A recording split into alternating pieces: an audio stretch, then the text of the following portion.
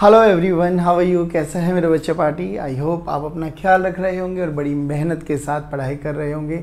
तो बच्चों, आज हम बात करेंगे lecture second of circular motion.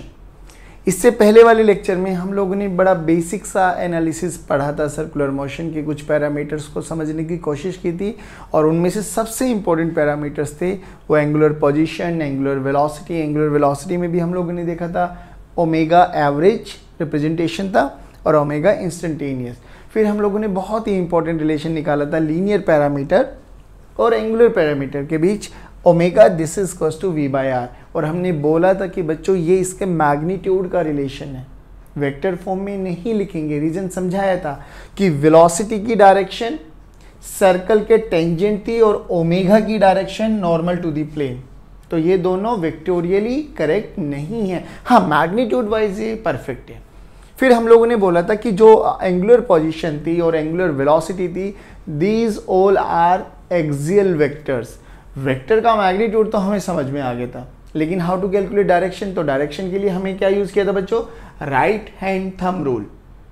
Right hand की फिंगर्स को कर्ल कीजिए in the sense of rotation. जिस भी सेंस ऑफ रोटेशन में पार्टिकल मूव कर रहा है, आइदर इन क्लॉकवाइज और in anti clockwise, thumb will gives you the direction. ठीक है ना? अगर वो क्लॉकवाइज डायरेक्शन में घूम रहा है तो थंब अंदर आ जाएगा, यानी invert the plane, inside the plane represented by cross.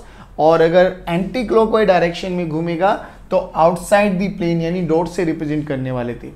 अब हम बात करते हैं, इनका सबसे बेस्ट एग्जांपल भी आप लोगों ने देखा होगा। तो बच्चों, आपने कभी बोतल, कोल्ड ड्रिंक वाली बोतल को ओपन किया है? बंद भी किया होगा, है ना? नहीं तो स्क्रू ड्राइवर पेच को टाइट भी किया होगा, लूज भी किया होगा, है ना?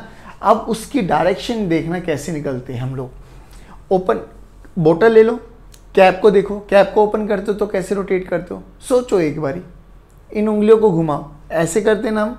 ये कौन सी सेंस ऑफ रोटेशन है? Anti clockwise. तो curl the finger in anti clockwise direction. तो कैप किधर जानी चाहिए? ऊपर, तो वो खुल जाता है। अब बंद करने के लिए क्या करते हैं? क्लॉकवाइज डायरेक्शन, यानी कर्ल द फिंगर, थंब किधर है? अंदर की डायरेक्शन में, तो कैप अंदर की तरफ टाइट होता चला जाता है। And same case with the screw. आपने देखा होगा स्क्रू ड्राइवर लेके हम ऐसे ऐसे टाइट कर देते और ऐसे ऐसे लेके हम उसको लूज कर लेते हैं ना। तो बेसिकली वैसे ही हम लोगों को यहाँ पे थीटा और ओमेगा की डायरेक्शन कैलकुलेट करनी होती है by using right hand thumb rule. अब बच्चों, हम बात करेंगे कि जो ये सर्कुलर मोशन में हम लोगों ने थीटा और ओमेगा पढ़ा है, तो जैसे ही हम सर्कुलर मोशन की बात करते हैं ना, तो दिमाग हमारा दौड़ता है कि थीटा, ओमेगा, अल्फा, ये सब चीज़ों के बारे में बात करते हैं। और बच्चों को सबसे बेसिक चीज़ स्ट्राइक क्या करती है? अच्छा, पार्टिकल गोल गोल घूम रहा होगा। ना ना ना ना ना, इट इज़ नॉट नेसेसरी कि सर्कुलर के पैरामीटर केवल और केवल हम सर्कुलर मोशन में ही एसोसिएट कराएंगे ना, बिल्कुल भी नहीं। वो किसी भी पाथ पर एसोसिएट कर सकते हैं डिपेंडिंग अपॉन कि हम ऑब्जर्व कहाँ से कर रहे हैं।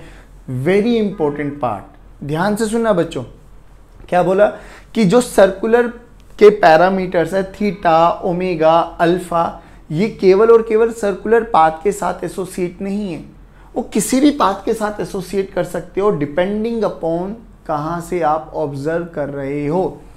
नॉर्मली हम सर्कुलर मोशन को जब एनालाइज करते हैं तो हमारा ऑब्जर्वर हम सेंटर पे मानते हैं बच्चों। प्लीज पे अटेंशन, सेंटर पर ऑब्जर्वर मानते हैं।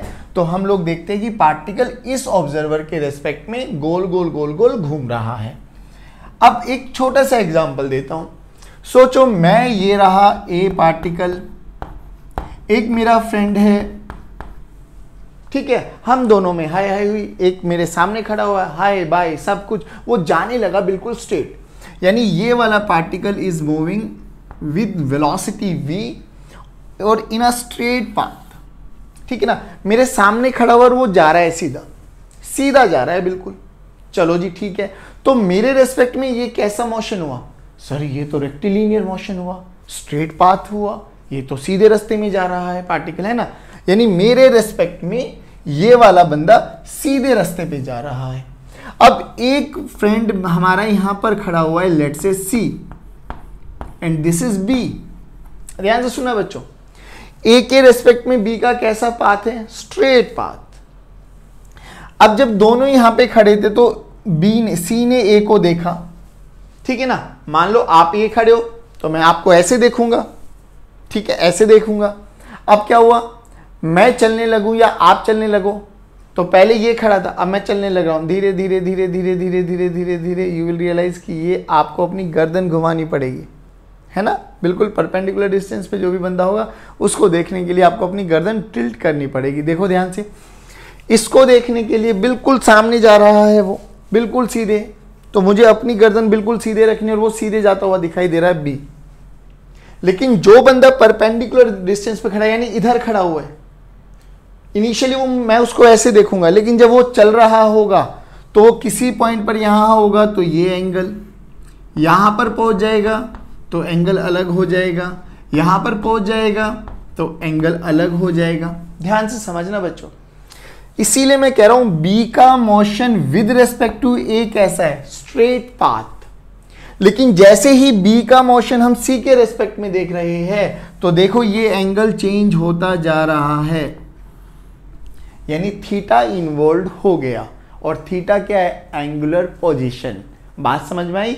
तो हम बात ये करेंगे कि angular parameters are not only confined for circular path, but वो किसी भी पाथ के साथ एसोसिएट हो जाते हैं डिपेंडिंग अपॉन द ऑब्जर्वर, कि आप उसको कहां से ऑब्जर्व कर रहे हो। जैसे कि ये एग्जांपल, बंदा एक स्ट्रेट पाथ पे जा रहा था लेकिन ऑब्जर्वर उसके परपेंडिकुलर खड़ा था, तो हम लोगों ने देखा इसके रेस्पेक्ट में ये थीटा का वेरिएशन आ गया, और थीटा का वेरिएशन आ गया मेरे बच्चों, तो D theta by D T भी क्या हो जाएगा, ओमेगा, यानी ओमेगा भी एसोसिएट हो गया। यहीं से एक IIT JEE के असर्शन इन रीजनिंग में क्वेश्चन पूछा गया था, बहुत ही बेसिक सा क्वेश्चन था, वो समझना। उन्होंने क्या बोला गया कि एक ट्रेन मूव कर रही थी, ध्यान से सुनना बच्चों, यहां पर कोई भी एक ऑब्जर्वर बैठा हुआ था, और ऑब्जर्वर ने क्या देखा, train is moving with some velocity v, और ऑब्जर्वर ने क्या देखा कि यहां पर बिल्कुल इसके सामने यानी 90 डिग्री पर ये ऐसे जा रहा है, और इसके 90 डिग्री पर ये, इन्होंने देखा कि यहां पर दो पेड़ है ना, there are 2 trees, tree number 1 और ट्री नंबर बी। एक थोड़ा पास है, एक थोड़ा दूर है। ये डिस्टेंस मैं y मान लेता हूं और ये डिस्टेंस मैं y डैश मान लेता हूं, और y dash is greater than y। आराम से सुना बिल्कुल। अब ट्रेन चल रही है, लेकिन हम ऑब्जर्वर कौन है ट्रेन में, तो ऑब्जर्वर तो अपने आप को राजा मानता है ना, वो थोड़ी ना चलेगा। तो उसके रेस्पेक्ट में कौन चलता है, देखा है ना कभी, कार में बैठे हैं, बस में बैठे हैं, गाड़ी में बैठे हैं, किसी में भी बैठे हो, तो हमें थोड़ी ना कुछ चीज़ें चलती हैं, हमें तो ये लगता है पेड़ भी पीछे जा रहे हैं, सब पीछे जा रहे हैं, क्योंकि हम रेस्ट पर हैं। हम अपने आप को कभी भी मूव नहीं करते, हम तो राजा है, सब हमारे पास चल के आएंगे, सब हमसे दूर जा रहे होते। तो इस बंदे के लिए कौन दूर जा रहा होगा, ट्री। कितनी स्पीड से, रिलेटिव का कॉन्सेप्ट लगाओ, बिल्कुल इस वेलोसिटी के मैग्नीट्यूड को उल्टा कर दो, दोनों ही v वेलोसिटी से पीछे जा रहे होंगे। अब ध्यान से सुनना, दोनों ही v वेलोसिटी से पीछे जा रहे होंगे, तो एट एनी टाइम t, किसी भी टाइम t पर दोनों ही पेड़ यहां पर पहुंच गए होंगे विद रेस्पेक्ट टू ये, है ना। अब क्वेश्चन ये पूछा गया, बताओ कौन सा पेड़ ज्यादा टाइम तक दिखाई देने वाला है। और ये आप लोगों ने भी ऑब्जर्व किया होगा कि अगर मैं ट्रेन से जा रहा हूं, गाड़ी से जा रहा हूं, तो दूर वाली चीज मुझे दूर बहुत देर तक दिखाई देती है, लेकिन जो पास होता है ना वो एकदम फटाक से पीछे चला जाता है। ऑब्जर्व किया है ना, कार में जा रहे हो, दो बंदे खड़े थे, जो बिल्कुल पास होगा वो तो एकदम पीछे चला जाएगा, लेकिन जो दूर होगा वो हमें ज्यादा टाइम तक दिखाई देता है। अब उन्होंने बोला ऐसा क्यों हुआ, तो ऐसे के लिए हमारा बहुत सिंपल सा कॉन्सेप्ट है। देखिए बच्चों, देखने के लिए हमें क्या करना होगा, इस बंदे के रेस्पेक्ट में ये वाला ट्री, ध्यान से सुना बच्चों, ये एंगल हमने मेजर किया θ1, और इसके लिए ये एंगल मेजर किया हम लोगों ने θ2। किसको देखने के लिए आपको गर्दन ज्यादा घुमानी पड़ेगी भैया, जब हम ऐसे सीधे चल रहे हैं और कोई पीछे जा रहे हैं तो हमें गर्दन ऐसे टिल्ट करनी पड़ती है ना, और गर्दन की भी एक लिमिट होती है। ऐसे थोड़ी ना इसको पूरा 180 डिग्री पे घुमा दोगे, ए वाले फेस को पीछे लगा दोगे, ऐसा तो नहीं होता ना। तो होगा क्या, जैसे वो पीछे जाएगा तो हमें गर्दन ऐसे करनी पड़ती है। ऐसे देख रहे थे, धीरे धीरे धीरे धीरे गर्दन ऐसे करेंगे, और जो हमें ज्यादा दूर तक दिखाई देगा, यानी जिस केस में हम अपनी गर्दन को ज्यादा रोटेट करेंगे वो ज्यादा टाइम तक दिखाई देगा। तो देखिए θ1 θ2, θ1 ज्यादा है, θ2 यानी angle θ2 is less than θ1, θ2 is less than θ1। तो ये एंगल कम है, यानी इसके लिए भी हमें कम गर्दन घुमानी पड़ेगी, थोड़ा और देर तक इसको घुमा सकते हैं। इसके लिए हमें एकदम गर्दन ऐसे ऐसे करनी पड़ती है, ये तो एकदम स्पीडली पीछे चला जाता है, लेकिन जो दूर होता है वो धीरे धीरे धीरे धीरे धीरे धीरे धीरे रोटेट होता है। तो दूर वाला ट्री हमें लंबे समय तक दिखाई देगा, कोई भी दूर वाला object, it's not about tree, कोई भी दूर वाला ऑब्जेक्ट होगा। अगर आप एक मूविंग व्हीकल में जा रहे होंगे तो वो दूर वाला ऑब्जेक्ट आपको लास्ट तक काफी टाइम तक दिखाई देता है एज कंपेरिजन टू जो बिल्कुल आपके नियर बाय होगा। उसको एकदम ऐसे स्पीड में गाड़ी जाएगी और आपकी गर्दन ऐसे चली जाएगी, वो एकदम पीछे, लेकिन जो दूर होगा उसको देखने के लिए धीरे धीरे धीरे धीरे गर्दन घुमानी पड़ेगी, है ना। तो बात समझ में आई। बस यहां से यही कॉन्सेप्ट आपको समझाना था कि angular parameters are not associated only and only for circular motion, but they can be associated with any path depending upon the observer. जैसे कि हम लोगों ने ये दो एग्जाम्पल लेके देखे। अब एक क्वेश्चन और पूछा गया हमसे कि एक बंदा एक स्ट्रेट पाथ पे जा रहा था, ध्यान से सुना, बिल्कुल कॉन्सेप्चुअल पार्ट है बच्चों। यहां पर एक बंदा खड़ा हुआ था ए, यहां पर एक बंदा खड़ा हुआ है बी, चलिए यही बंदा मान लेते हैं। Now this man is moving with some V constant velocity, constant velocity से मूव कर रहा है। अब इसको जो ऑब्जर्वर है वो ऑब्जर्वर बी है बच्चों, और वो बिल्कुल इसके परपेंडिकुलर डिस्टेंस पे खड़ा हुआ है, लेट्स से डी, लेट्स से डी, ठीक है ना। अब जैसे जैसे ये मूव करेगा तो उन्होंने बोला ओमेगा के बारे में क्या कमेंट करेंगे, क्या ओमेगा इंक्रीज होगा, ओमेगा डिक्रीज होगा, या ओमेगा कांस्टेंट रहेगा। पहले तो आप मुझे ये देख बताइए, क्या मैं इस वाले मोशन के लिए ओमेगा, ओमेगा तो एक सर्कुलर पैरामीटर है, क्या इस वाले के लिए ओमेगा एसोसिएट करना सही रहेगा? ओमेगा को मैं मान सकता हूं, बिल्कुल, क्योंकि ये चलेगा सीधे और ये इसको देखेगा, तो जब देखेगा तो एंगल कितना है बच्चों, 0।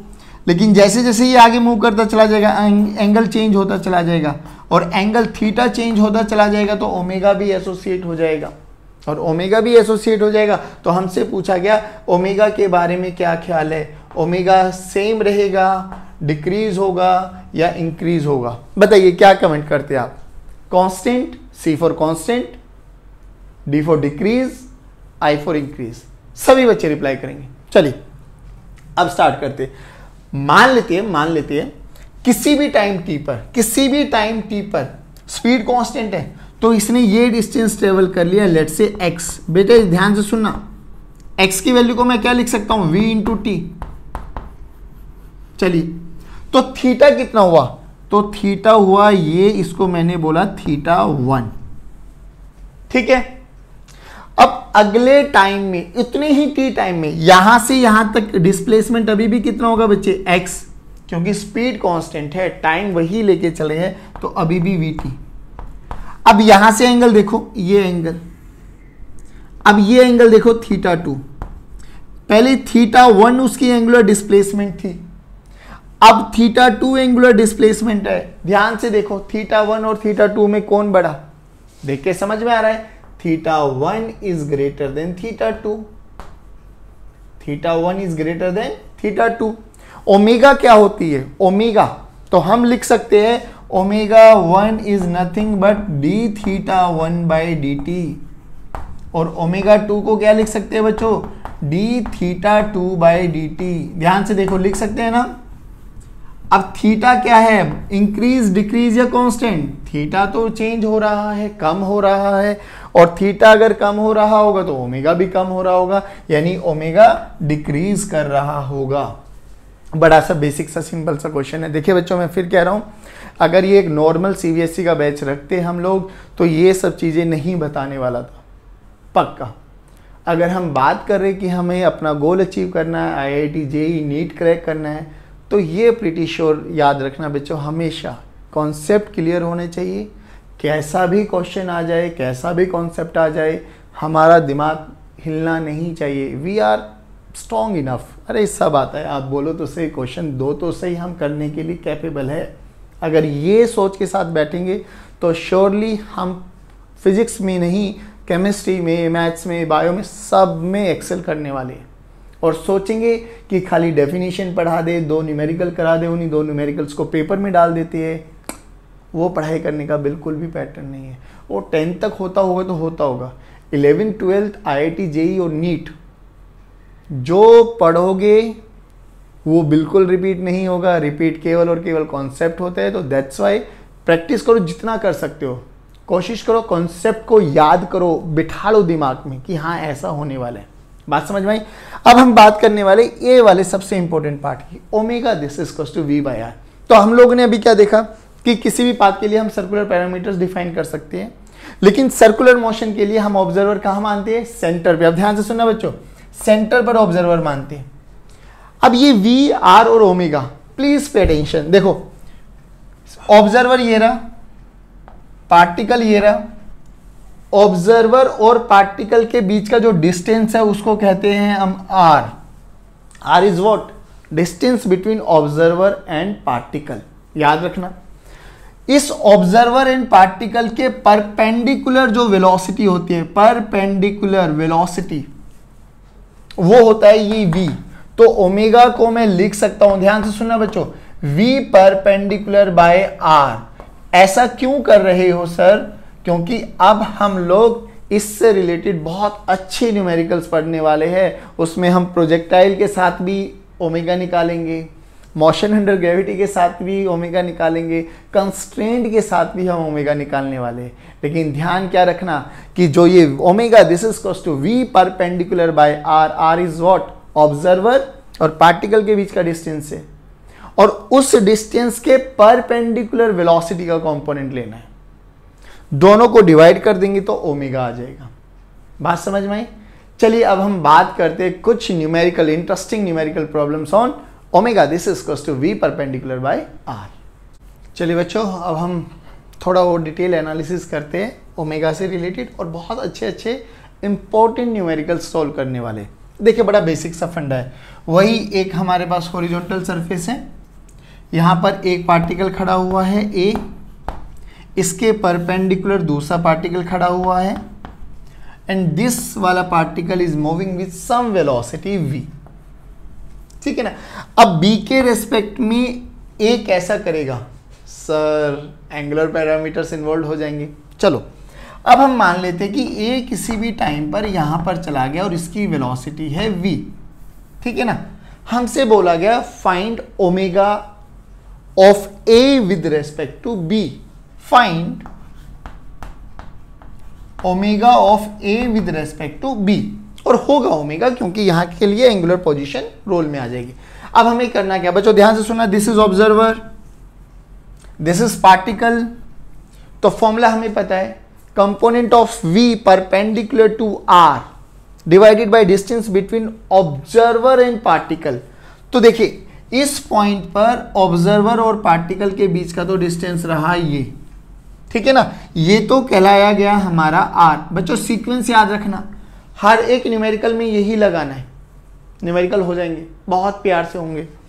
अब हमें क्या करना है?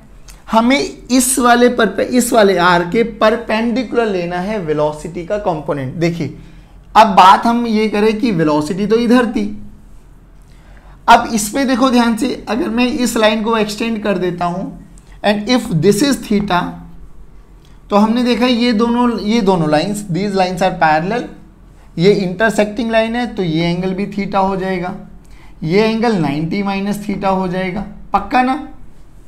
पक्का। अब देखो ध्यान से, नाउ अगर मैं इस वेलोसिटी के दो कंपोनेंट करूं बच्चों, ध्यान से देखना, एक तो इसी डिस्टेंस, इसी रेडियल डिस्टेंस के अलोंग हो जाएगा ये वाला, ये कितना हो जाएगा बच्चों?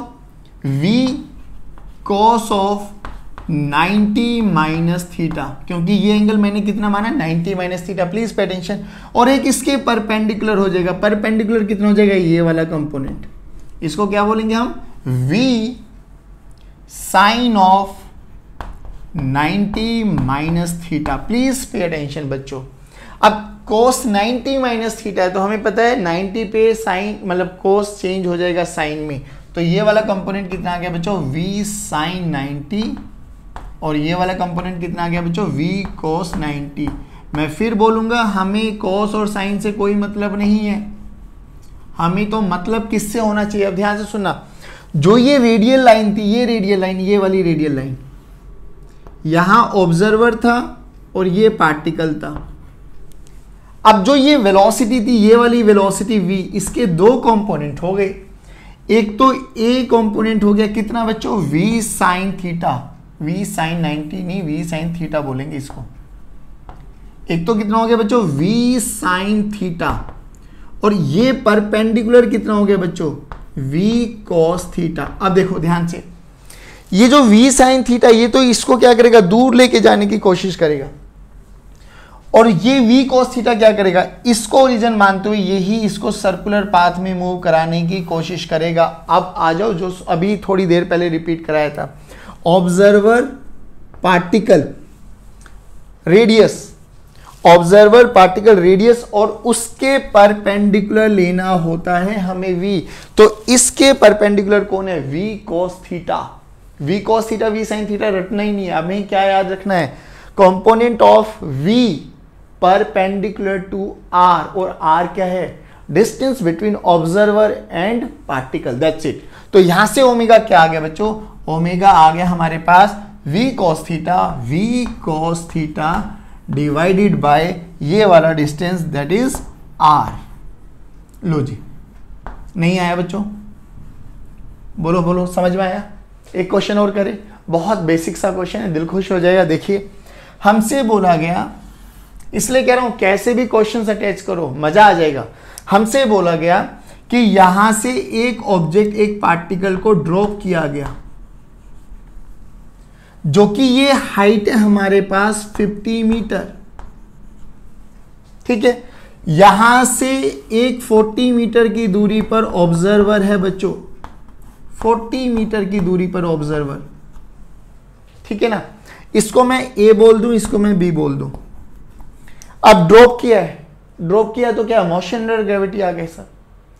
कह रहे कि find the angular velocity of A with respect to B after 2 seconds of its fall. सुन लो ध्यान से, क्या बोला गया, ए की एंगुलर वेलोसिटी निकालनी है बी के रेस्पेक्ट में, जो कि ये सीधा आएगा, ये एंगल चेंज होता जाएगा तो एंगुलर वेलोसिटी तो आएगी जरूर, थीटा आ गया रोल में। तो क्या बोला गया, find omega of A with respect to B after 2 seconds of its fall, 2 seconds of its fall। अब देखो कैसे करें अब हम लोग। अब फिर पहले तो motion under gravity crystal clear होना चाहिए। अब ड्रॉप किया गया है तो यानी u की वैल्यू 0। अब हमें पहले ये तो पता लगे 2 सेकंड में वो कहां पे था, कितनी उसकी वेलोसिटी है, ये यहां पर था, यहां पर था, कहां पर है ना। तो अब हमें क्या निकालना है, हमें उसका डिस्प्लेसमेंट कैलकुलेट करना है आफ्टर 2 सेकेंड। तो देखो बच्चों डिस्प्लेसमेंट कैसे निकालेंगे, s this is equals to ut plus half gt square, u तो 0 है तो 1/2 gt स्क्वायर। तो s की वैल्यू कितनी आ गई बच्चों, 1/2, g की वैल्यू को 10 ले लो बच्चों, u की वैल्यू को, t की वैल्यू 2 है तो 4 हो गया, यानी 20 मीटर डिस्प्लेस हुआ, यानी ऊपर से नीचे वो 20 मीटर आया, ये 20 मीटर। तो ये कितना बच्चा बच्चों 30 मीटर। अब जब नीचे आ रहा था तो वेलोसिटी भी इंक्रीज होगी, तो वेलोसिटी की डायरेक्शन ये है, कितनी वेलोसिटी है सर, तो हम क्यों ना निकाले v equals to u plus G T से करके। तो वेलोसिटी निकाल लेते हैं आफ्टर 2 सेकेंड, तो v this is equals to u plus G T. तो u तो 0 है बेटा, g कितना है 10, t कितना है 2, तो v की वैल्यू भी समझ में आ गई 20 मीटर पर सेकेंड। लो जी, अब ध्यान से सुनना बच्चों, फिर कह रहा हूं चीजें समझ में आएंगी तो अच्छा लगेगा, प्लीज पे अटेंशन। क्या बोला गया, क्वेश्चन को दोबारा देखो। अब वो यहां पर आ गया है, ये आपके पास जो डिस्प्लेसमेंट है 30 मीटर बचा और ये आपके पास 40 मीटर बचा। वेलोसिटी नीचे की डायरेक्शन में है v की वैल्यू को बाद में पुट कर देंगे हम लोग। अब देखिए, now this is observer, this is particle after 2 seconds. तो बोला क्या गया, तो सर सबसे पहले तो इन्हीं को ज्वाइन करो, ये क्या बना आर, ये क्या बना आर, डन है, टेंशन नहीं लेना बिल्कुल भी, बिल्कुल वही बेसिक स्टेप्स है, फॉलो करना, दैट्स इट। अब देखिए ये 30 ये 40 ये तो 3 4 5 वाला ट्रायंगल बन गया, यानी ये वाली वैल्यू तो आ गई 50 मीटर, ये आपको आना चाहिए 3 4 5 50 आ गया। ये एंगल आ गया 37 डिग्री, ये एंगल आ गया 90, तो ये आ गया 53 डिग्री। अब ध्यान से सुनना बच्चों, अब ध्यान से सुनो, इस V के दो कंपोनेंट करो। अब प्लीज पे अटेंशन, ये देखो this is V, this is R, this is 53। V के दो कंपोनेंट, इधर एक कंपोनेंट आ जाएगा V cos 53 और इधर एक कंपोनेंट आ जाएगा V sin 53। आंसर बताइए बच्चों, आंसर बताइए। ओमेगा आ गया यार, आ गया, यही निकालना है। तो हमें इस R के परपेंडिकुलर कंपोनेंट चाहिए, तो perpendicular component omega of A with respect to B कितना आ गया बच्चों, V sin of 53 divided by R, और R की वैल्यू रख दीजिए, V की वैल्यू रखो बच्चों 20, sin 53 कितना होता है बच्चों, sin 53 परपेंडिकुलर बाय बेस यानी परपेंडिकुलर बाय हाइपोटेन्यूज यानी 4/5 डिवाइडेड बाय रेडियस की वैल्यू कितनी है बच्चों 50 मीटर। देखो आंसर आ गया जितना भी आया, ये आ गया 8/25, 8/25 रेडियन पर सेकेंड्स। लो जी देखो, मैं कह तो रहा हूं कैसे भी क्वेश्चन क्यों ना लगाया जाए भैया, कॉन्सेप्ट अगर एक बारी पकड़ लिया ना, अब मैं कह रहा हूँ इसमें रिलेटिव के कॉन्सेप्ट लगा लो, प्रोजेक्टाइल लगा लो, कंस्ट्रेंट लगा लो, लगा के दिखाऊंगा, यू विल रियलाइज कि सर ये स्टेप्स है जो हमें फॉलो करने हैं। अगर एक बारी पकड़ ली चीज़ें तो क्वेश्चन नहीं रुकने वाला। फिर कह रहा हूँ ये वाले पार्ट को एक बारी बहुत अच्छे से एनालाइज कर लो कि V क्या है और R क्या है। बच्चे रट लेते हैं V/R है, बट ये V है क्या, ये R है क्या, यही चीज़ें मेन है, दैट्स इट। देखो बिल्कुल बेसिक एनालिसिस कराया, उसके बेस पे एक तुम्हारे आगे ही क्वेश्चन बनाया, क्वेश्चन बना के निकाल के दिखाया, हमारे पास ओमेगा आ गया। अब 2-3 क्वेश्चन और करते हैं और दिल खुश हो जाएगा। चले करो।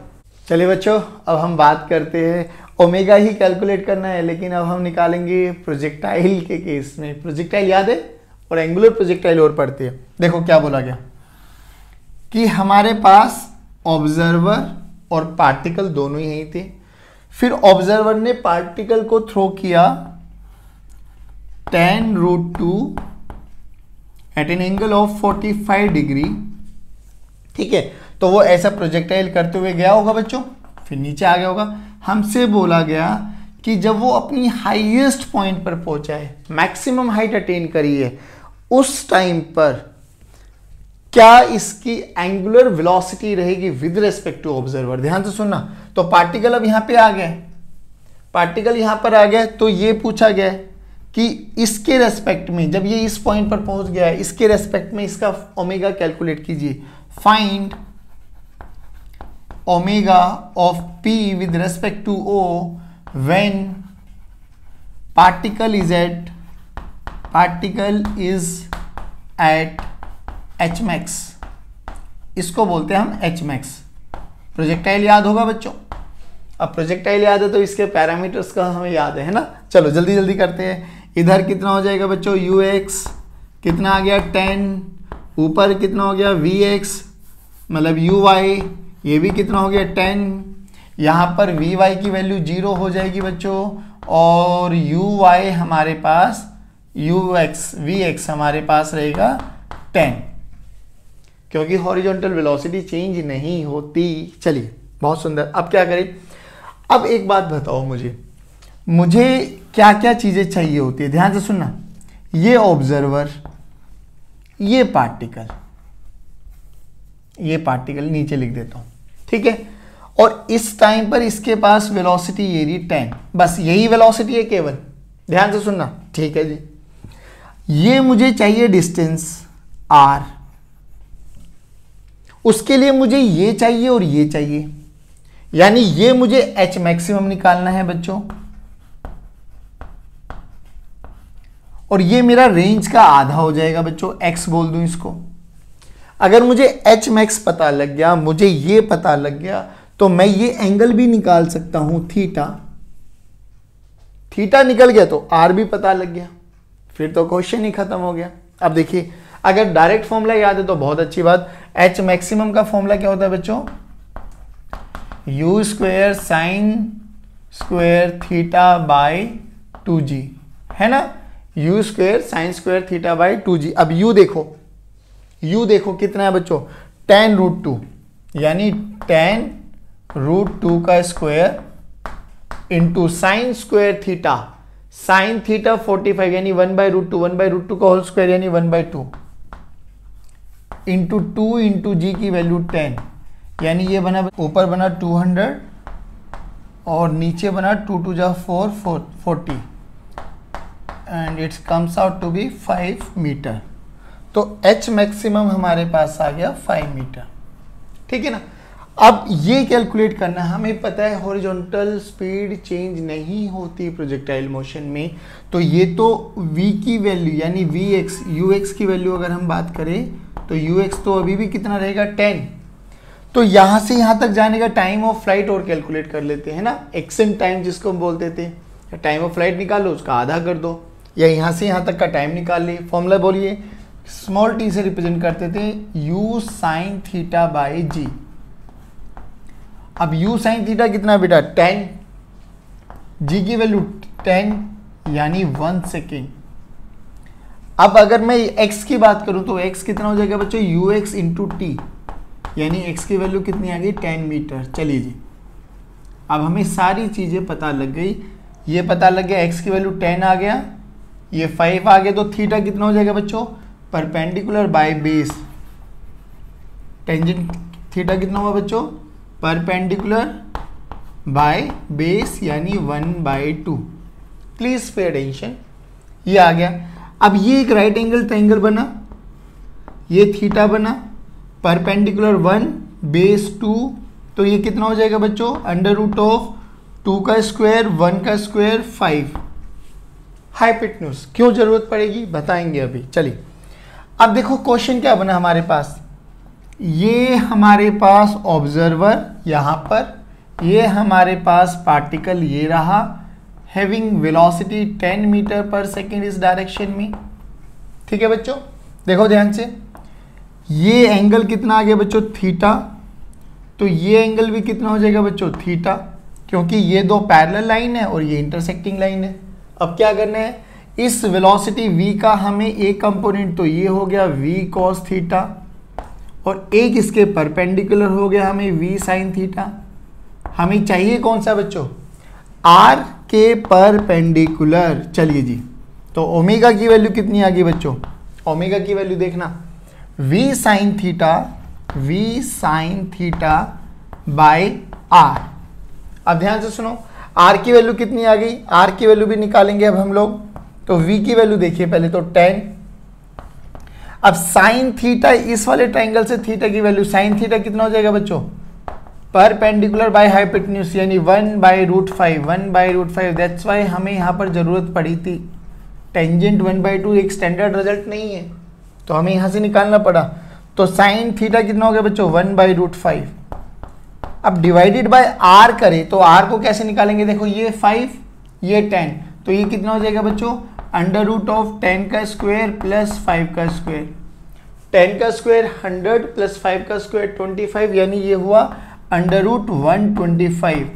इसको मैं लिख सकता हूँ 5 × 5 × 5, यानी 5√5। तो r की वैल्यू कितनी आ गई बच्चों? 5√5। चलो पुट कर दो यहाँ पर 5√5, ठीक है ना? 5 2 जा 10, तो ये कितना आ गया बच्चों? 2/5। यही बना ना, 2/5। हाँ परफेक्ट। चलो ये आंसर आ गया हमारे पास, 2/5 रेडियन पर सेकेंड। देखो बोलो, आया समझ में? मैं ये कह रहा हूं कि ओमेगा ही तो कैलकुलेट करना है, और उससे पहले हम लोगों ने स्टार्टिंग में बोला था कि सर्कुलर पैरामीटर्स को हम किसी भी पाथ के साथ एसोसिएट कर सकते हैं डिपेंडिंग अपॉन दी ऑब्जर्वर कहाँ पर है। That's it. तो हम लोगों को सारी चीज़ें समझ में आ गई। अब हमसे बोला गया कि प्रोजेक्टाइल मोशन में भी क्या मैं ओमेगा कैलकुलेट कर सकता हूँ? हाँ कर सकते हैं, कर भी दिया हम लोगों ने, 2/5 रेडियन पर सेकेंड। बोलिए किसी भी पॉइंट पे निकाल लीजिए, आपको प्रोजेक्टाइल बहुत अच्छे से आना चाहिए। अब हम बात करते हैं कि रिलेटिव वेलोसिटी, रिलेटिव मोशन के अगर क्वेश्चन आ जाते हैं सर, क्या उसमें भी हम ओमेगा कैलकुलेट कर सकते हैं? बिल्कुल, चलिए देखते हैं। चलिए स्टूडेंट्स, अब हम बात करेंगे ओमेगा को रिलेटिव मोशन के साथ लिंक करने के लिए। क्वेश्चन वही है, बड़ा सुंदर सा, बहुत क्वेश्चंस किए हैं रिलेटिव मोशन इन 2D में। अब कैसे करेंगे इनको? करने का तरीका वही है बच्चों। अभी तक क्या किया था हम लोगों ने? ऑब्जर्वर रेस्ट पे था, पार्टिकल मूव कर रहा था, तो इन क्वेश्चंस में भी हम ऑब्जर्वर को रेस्ट पर बना सकते हैं। क्या करना है? उस पर उछल के बैठ जाओ। उस पे बैठ गए तो वो तो राजा बाबू, वो तो नहीं चलने वाला, उसकी वेलोसिटी का नेगेटिव इम्पैक्ट पार्टिकल पे लगा दो, दैट्स इट। तो देखिए क्या हुआ, ऑब्जर्वर भी चल रहा है तो नीचे कितना चलेगा बच्चों? 5 cos 37, और इधर कितना चलेगा बच्चों? 5 sin 37। चलिए ये चलेगा 10 cos 53 से इधर, और ऊपर चलेगा 10 sin 53 से। चलिए वैल्यू रखते हैं। cos 37 कितना होता है बच्चों?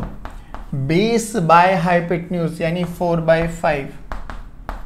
ये कितना हो जाएगा बच्चों? 3 है ना, पक्का 3 4 5। हाँ चलिए ये देखिए ये कितना हुआ? 10 cos 53। cos 53 कितना हो गया बच्चों? 3/5 यानी 6। तो ये कितना हो जाएगा बच्चों? ये हो जाएगा 8। ठीक है, चलिए अब क्या करना है?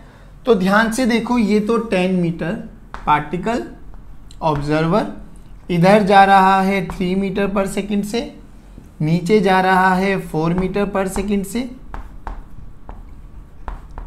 ऊपर जा रहा है पार्टिकल 8 मीटर पर सेकंड से, और इधर जा रहा है 6 मीटर पर सेकंड से।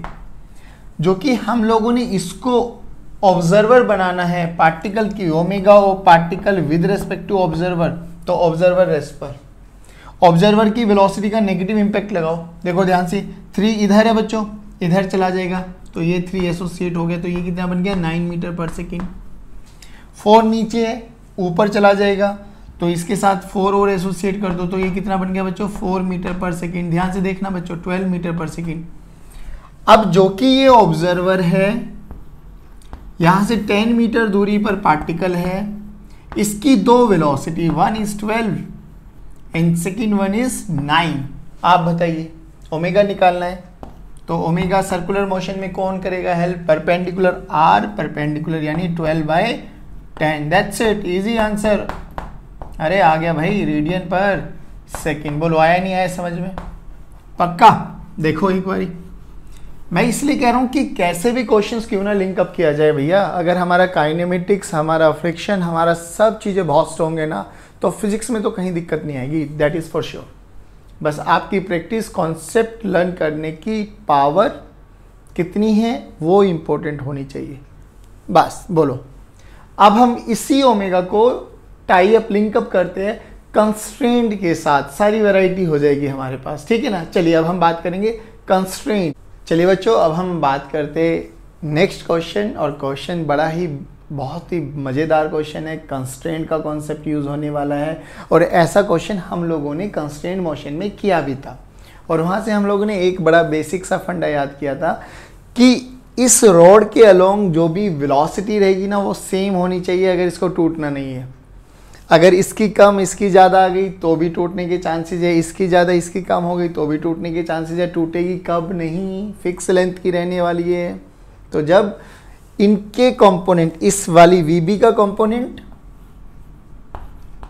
जो भी आएगा और इस VA का कंपोनेंट जो रोड के अलोंग रहेगा वो सेम रहना चाहिए, तब जाके इसकी लेंथ फिक्स रहने वाली है। दैट्स इट, बस ये कॉन्सेप्ट यूज़ करना। अब देखिए क्या हुआ। अब टेक्निकली अगर हम देखें तो ये कुछ ऐसे रखी हुई है, ये नीचे जाएगा तो ये वाला पॉइंट B आगे आएगा, नीचे आएगा, ये आगे जाएगा, ये नीचे आएगा। अब हमें ये नहीं पता, और हमसे बोला गया है इसी की ओमेगा कैलकुलेट करना है इसके रेस्पेक्ट में, B with respect to A। चलो अब क्या करें सर? देखिए ये 53 है तो ये 37 बना बच्चों, और कंस्ट्रेंट का कॉन्सेप्ट यूज करके हमें क्या यूज करना है कि VB का कंपोनेंट रॉड के अलोंग और VA का कंपोनेंट रोड के अलोंग सेम होना चाहिए। अगर इसकी लेंथ को फिक्स रहना है, इसको टूटने नहीं देना, ब्रेक नहीं होने देना, दैट्स इट। तो बताइए अब VB का कौन सा कंपोनेंट आया इसके अलोंग? VB cos ऑफ 37 और परपेंडिकुलर कितना है बच्चों? VB sin of 37। चलिए अब देखो ये tan है बच्चों, ये नीचे आएगा तो ये 53 तो ये भी 53, तो इस रॉड के अलोंग कितना आएगा? tan cos 53 और इसके परपेंडिकुलर कितना चला जाएगा? tan sin 53। चलिए देखो अब अगर मैं रोड का FBD बनाऊं, ध्यान से देखना, तो इसके अलोंग रोड के अलोंग देखो इधर आ रही है VB cos 37 और नीचे जा रहा है tan cos 53 से। तो रोड के अलोंग दोनों वेलोसिटी सेम होनी चाहिए, तो मैं लिख सकता हूं VB cos of 37 must be equals to tan cos of 53। चलिए वैल्यू रख दीजिए। VB cos 37 कितना होता है बच्चों? 4/5। tan cos 53 कितना हो जाएगा बच्चों? 3/5। 5 विल कैंसिल आउट, तो VB की वैल्यू देखो कितनी आ गई बच्चों? 30/4 यानी 15/2 मीटर पर सेकेंड। चलिए अभी कहानी खत्म नहीं हुई, हमें तो ओमेगा कैलकुलेट करना है, VB थोड़ी ना, VB तो कंस्ट्रेंट का काम था, वो तो हम निकाल चुके थे अपना NLM में। अब आइए अब ध्यान से देखो, ये हमारा ऑब्जर्वर बना, ये हमारा पार्टिकल बना, OP लिख देते हैं ना, उससे इजी हो जाएगा। अब इसके अलोंग ये वाली एक वेलोसिटी इधर है, how much? VB sin 37 VB, और sin 37 कितना होता है बच्चों? sin 37 3/5 यानी 3/5। ठीक है, लेकिन इसकी एक वेलोसिटी इधर भी है बच्चों, how much? tan sin 53, tan sin 53, और sin 53 कितना होता है? sin 53 हो जाएगा 4/5 यानी 10 × 4/5 यानी 8 मीटर पर सेकेंड। बच्चों देखो ध्यान से, अब A के रेस्पेक्ट में हमें पार्टिकल की निकालनी है, O के रेस्पेक्ट में, तो पार्टिकल को रेस्ट पे मान लो, पार्टिकल इस डायरेक्शन में मूव कर रहा है तो इसकी वेलोसिटी को नेगेटिव करके इस पे लगाओ। 8 है तो ये 8 आ गया। अब ध्यान से सुनना, ये आपका ऑब्जर्वर, ये आपका पार्टिकल, इन दोनों के बीच का जो डिस्टेंस गिवन था वो 10 मीटर गिवन है, हमें क्वेश्चन में गिवन है। ठीक है ना, तो ये तो बना R और ये बना परपेंडिकुलर वेलोसिटी। कितनी बनी? VB कितनी आई थी बच्चों? 15/2। तो ओमेगा कितना आ गया? 15/2 × 3/5, ये तो ये वाला फैक्टर आ गया, प्लस 8 डिवाइडेड बाई 10। सोल्व कर लेंगे, ओमेगा आ गया। चलिए सोल्व भी कर देते हैं। 5 3 जा 15, तो 9/2 प्लस 8 डिवाइडेड बाई 10, यानी ये कितना आ गया बच्चों? 216, 9 25/20, 25/20 यानी 5/4 रेडियन पर सेकेंड। लीजिए बच्चों देखो, तो बच्चों हम लोगों ने ओमेगा से related, omega this is equals to V/R, इससे रिलेटेड हर एक वैरायटी को टच कर लिया है। कैसा भी कॉन्सेप्ट क्यों ना आ जाए बच्चों, हम लोगों के तो कॉन्सेप्ट क्लियर होने चाहिए कि V क्या है और R क्या है। ओमेगा हम निकाल सकते हैं, हम एक स्ट्रेट पाथ पे जा रहे हैं with respect to perpendicular distance तो भी निकाल सकते हैं, प्रोजेक्टाइल आ गया तो भी निकाल सकते हैं, रिलेटिव मोशन आ गया तो भी निकाल सकते हैं, कंस्ट्रेंट आ गया तो भी निकाल सकते हैं। कॉन्सेप्ट स्ट्रॉन्ग होने चाहिए, बाकी इन क्वेश्चंस में कुछ नहीं होता। तो आई होप ये सारा पैटर्न आपको समझ में आया होगा। बहुत ही सुंदर तरीके से समझाने की कोशिश की है। अगर नहीं समझ में आया तो बच्चों एक ही तरीका, प्रैक्टिस प्रैक्टिस एंड प्रैक्टिस, और कुछ नहीं। प्रैक्टिस करते रहिए, क्वेश्चन को समझ में आता चला जाएगा। कॉन्सेप्ट को अपनी पावर बनाइए, जितना अच्छा कॉन्सेप्ट रहेगा उतने ही स्ट्रांगली आप फिजिक्स में अपने न्यूमेरिकल्स को लगाते चले जाएंगे और surely you will gonna love physics. चलिए गाइज, आज के लेक्चर को यहीं वाइंड अप कर दे। Thank you very much, have a good day, God bless you, keep watching videos, keep motivating us. जय हिंद, जय भारत, मुस्कुराते रहिए और पढ़ते रहिए।